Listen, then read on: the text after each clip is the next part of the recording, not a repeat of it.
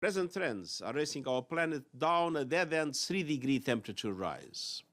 The world is on track to warm by nearly 3 degrees Celsius this century.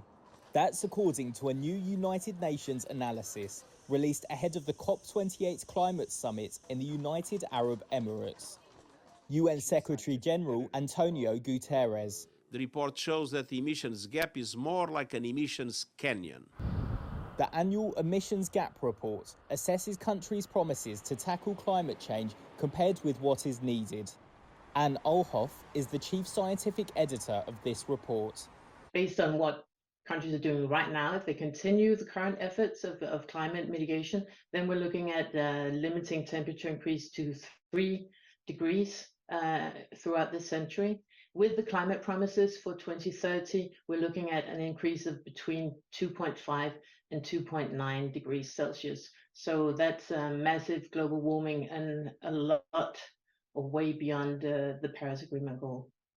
At 3 degrees Celsius of warming, scientists predict the world could pass several catastrophic points of no return, from the runaway melting of ice sheets to the Amazon rainforest dying out.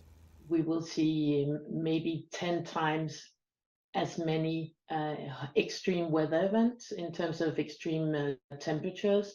We will see more heavy precipitation. And of course, there are lots of damages following, such as wildfires and so forth.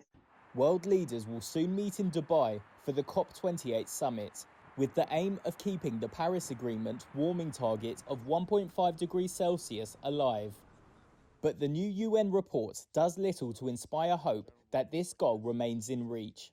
It found that greenhouse gas emissions must fall by 42% by 2030 to hold warming at 1.5 degrees Celsius.